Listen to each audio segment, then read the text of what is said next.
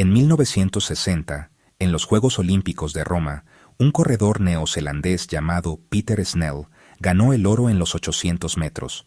No era el favorito, no era el más conocido, no venía de una potencia atlética, pero ganó. 4 años después, en los Juegos de Tokio, volvió a ganar el oro en los 800 metros y añadió el de los 1500 en la misma edición. Un doblete que nadie había conseguido en 44 años y que nadie ha repetido desde entonces. Ese mismo verano en Roma, otro neozelandés, Murray Halberg, ganó los 5000 metros y Barry Magee se llevó el bronce en el maratón. 3 atletas de un país con menos de 3 millones de habitantes dominando el fondo y el medio fondo mundial en cuestión de días. No fue una coincidencia, fue el resultado de una idea. Los 3 tenían algo en común. Un entrenador, Arthur Lydiard, fontanero de profesión, corredor por pasión y una de las mentes más influyentes en la historia del entrenamiento deportivo. No era científico, no tenía títulos universitarios ni trabajaba en un laboratorio. Tenía algo más raro, una intuición radical, respaldada por la experiencia directa. Una convicción que iba contra todo lo que se creía en su época. Que el rendimiento en distancias desde los 800 metros hasta el maratón no se construye principalmente con velocidad, sino con capacidad aeróbica, y que esa capacidad solo se desarrolla de una forma, con volumen, con kilómetros, con paciencia, con meses de trabajo a ritmo controlado antes de introducir la intensidad. Hoy esa idea suena casi obvia, entonces era herética, y con el paso del tiempo, la fisiología del ejercicio no ha hecho más que confirmarla con precisión quirúrgica. Arthur Lydiard nació en Auckland en 1917, lejos de cualquier estructura deportiva de élite. No tuvo entrenadores ni acceso a conocimientos sofisticados. Empezó a correr en la edad adulta, ya en sus 30 años, y lo hizo como se hacía en aquella época, entrenando duro, con series, con intervalos, con trabajo de velocidad. El modelo dominante estaba basado en el entrenamiento interválico desarrollado en Europa, donde la idea central era que para mejorar había que exponerse repetidamente a intensidades altas. Pero Lydiard empezó a notar en su propio cuerpo algo que no encajaba. Se fatigaba demasiado, no progresaba como esperaba, y cada intento de aumentar la carga terminaba en agotamiento o lesión. En lugar de insistir, hizo algo que define a todos los innovadores reales. Cuestionó el modelo. Dejó de seguir lo establecido y empezó a experimentar consigo mismo. Durante años fue su propio laboratorio.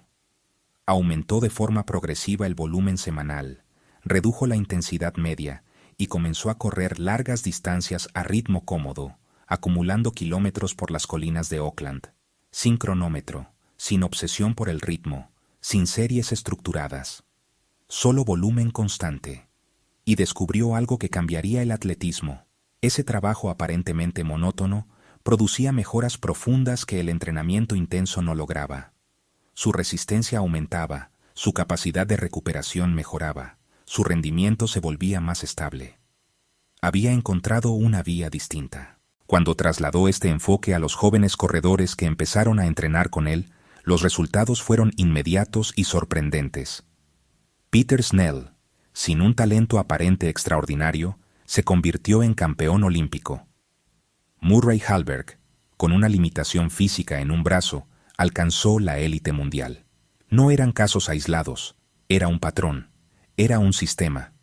Para entender por qué este sistema fue tan revolucionario, hay que situarse en el contexto de la época. El entrenamiento por intervalos dominaba porque parecía lógico. Si quieres correr rápido, entrena rápido. Pero esa lógica ignora un límite fundamental del organismo.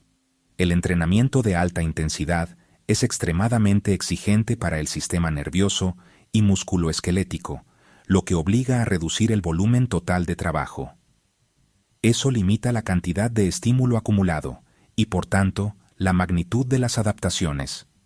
El resultado es un progreso rápido al principio, seguido de un estancamiento difícil de superar sin aumentar aún más la intensidad, lo que incrementa el riesgo de lesión. Además, desde el punto de vista fisiológico, El entrenamiento intenso desarrolla principalmente el sistema anaeróbico, responsable de generar energía sin oxígeno. Este sistema es útil para esfuerzos cortos, pero tiene una capacidad limitada. En cambio, las pruebas de fondo dependen mayoritariamente del sistema aeróbico, que utiliza oxígeno para producir energía y que tiene un potencial de mejora mucho mayor.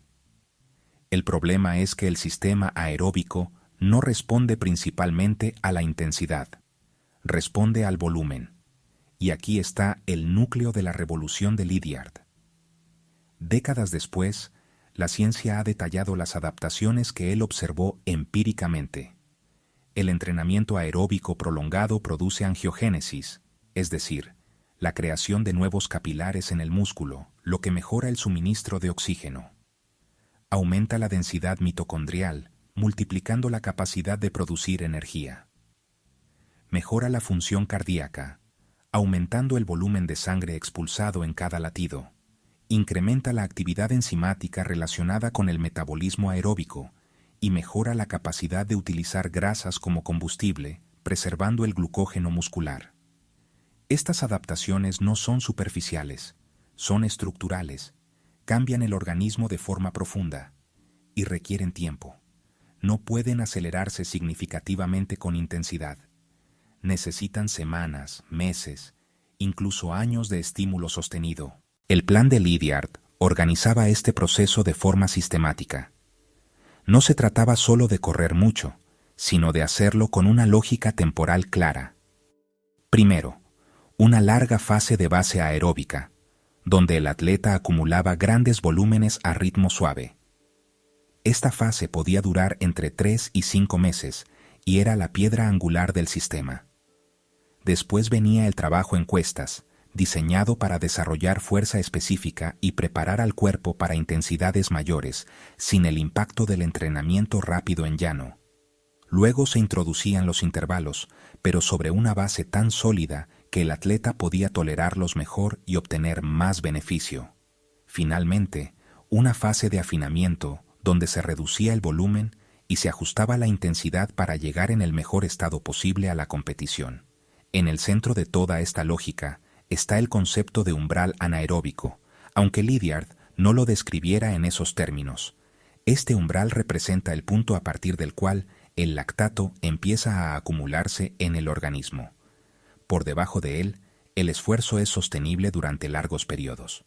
Por encima, la fatiga aparece rápidamente. Lo importante es que este umbral se puede desplazar. Y el factor más eficaz para hacerlo no es la intensidad, sino el volumen aeróbico.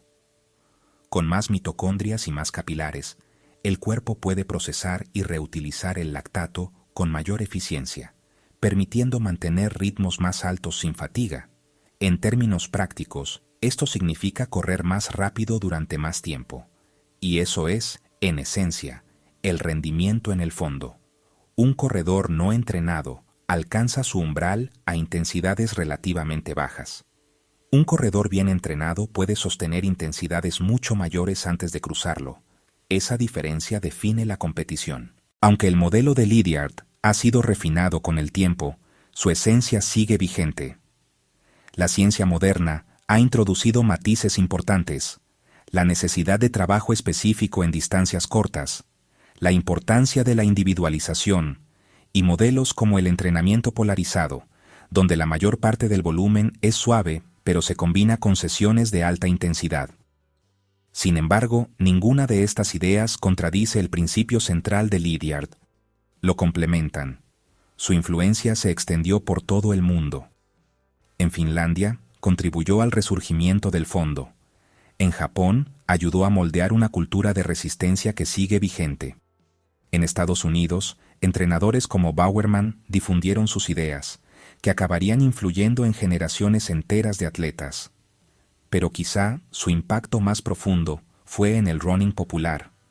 La idea de salir a correr largas distancias a ritmo cómodo, por salud o por mejora personal, es directamente heredera de su filosofía.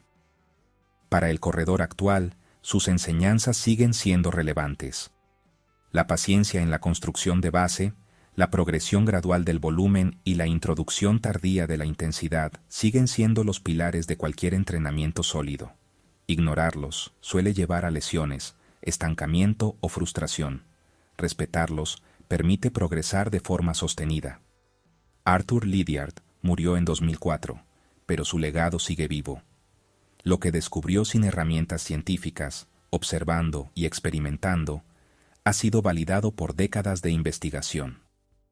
Su historia es un recordatorio de algo esencial, que el cuerpo humano tiene reglas, tiempos y procesos que no se pueden acelerar sin pagar un precio, y que, en el fondo, el rendimiento no se construye con atajos, sino con consistencia, con trabajo acumulado, con paciencia, porque antes de la velocidad, antes de la intensidad, antes de la competición, está la base.